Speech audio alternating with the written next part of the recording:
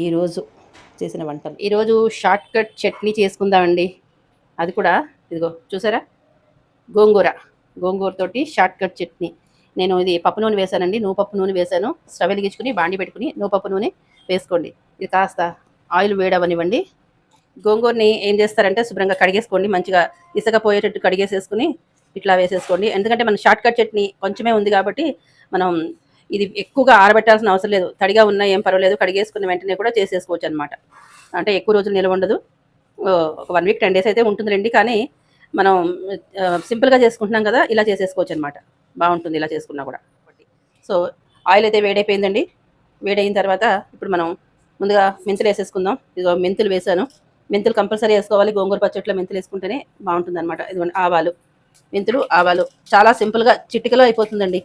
మీరు అన్నానికి కూర్చునే ముందు ఒక 5 నిమిషాల ముందు చేసేసుకుంటే చాలు, సరిపోతుంది. ఇది కొంచెం పోపుకి ఈ రెండే చూసారా ఇలాగా వేగుతున్నారు కదా. మంట తగ్గించుకుందాం.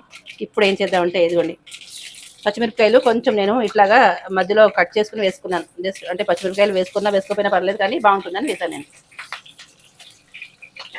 ఇప్పుడు ఏం చేద్దాం, కడిగేసుకున్న గోంగూరని ఇందులో వేసేద్దాం. ఇది కట్ చేయక్కర్లేదండి, ఎందుకంటే లేతగా ఉందన్నమాట. అట్లా ఇలా వేస్తే అలా మగ్గిపోతుంది. చూపిస్తా చూడండి, ఇదిగో ఇట్లా చూసారా చాలా లేతగా ఉంది. శ్రద్ధగా చూడండి, షార్ట్ కట్ రెసిపీ కదా, చాలా సింపుల్గా చాలా ఈజీగా చిటికలో చేసేసుకోవచ్చు. అదే కనుక బాగా నిల్వ ఉండాలనుకోండి, ఒక 7 నెలలు నిల్వ ఉండాలంటే కొంచెం కొంచెం టేకింగ్ ఉంటుంది, టైం టేకింగ్ ఉంటుంది, క్వాంటిటీ ఎక్కువ ఉంటుంది, అండ్ చేసే విధానం కూడా వేరేగా ఉంటుంది.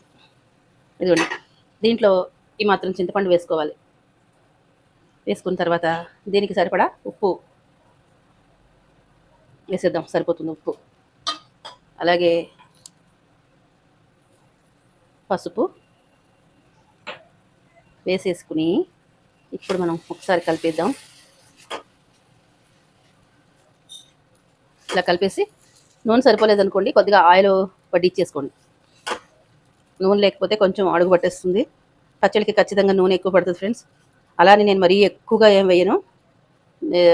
బాగా ఆయిల్ ఎక్కువ వేసామనుకోండి, ఎక్కువ నిలవ ఉంటే నూనె వాసన వచ్చేస్తుంది అనమాట, అంత పెద్దగా బాగుండదు.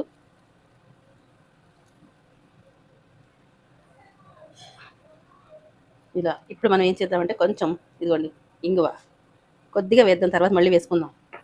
మరి నాకు ఇంగువ అంటే ఇష్టం కాబట్టి మళ్ళీ వేసుకుంటాం. ఇలా ఒక్క 2 నిమిషాలు మగ్గించుకుందాం ఫ్రెండ్స్. చూసారా అప్పుడే మగ్గిపోయింది. ఎంత అసలు ఇలా వేస్తే అలా మగ్గిపోయింది చూడండి. ఇంకా కొంచెం ఆయిల్ అయితే వేద్దామండి ఇందులో.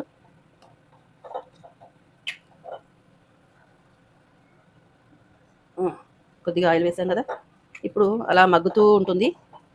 ఇదిగోండి మనం వేసిన ఆయిల్ అంతా పైకి తేలిపోయింది చూసారా, ఇలా ఉడకాలన్నమాట.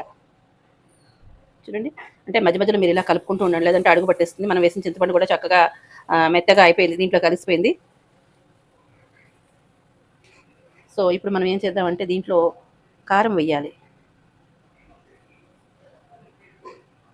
దీనికి సరిపడా కారం, మీ రుచికి తగినంత కారం. ఇంత కారం అయితే ఖచ్చితంగా పడుతుందండి. అంటే ముందు రోజు కారంగా ఉంటుంది, తర్వాత రోజు కారం తగ్గిపోతుంది అనమాట.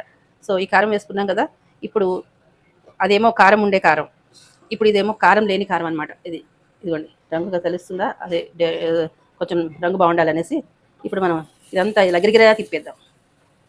ఇదేనండి షార్ట్ కట్ రెసిపీ. చూసారా ఎంత బాగుందో, ఈజీగా అయిపోతుంది కదా. ఇలా మనం దీన్ని బట్టి మనం స్టవ్ ఆపేసుకుందాం, కారం నల్లగా అయిపోకుండా.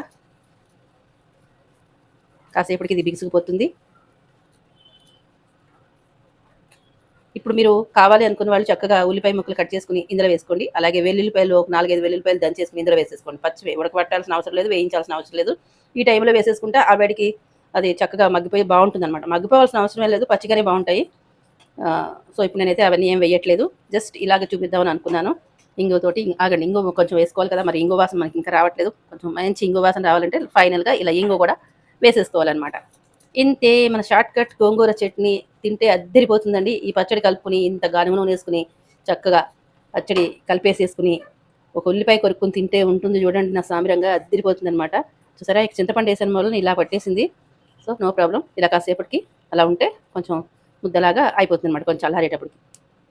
ఇంతేనండి. నచ్చినట్లయితే మరి గట్టిగా లైక్ చేయండి. ఈ షార్ట్ కట్ చట్నీ ఎలా ఉందో కామెంట్‌లో తెలియజేసేయండి. నోరు ఊరుతుంది కదా మీకు గూడా.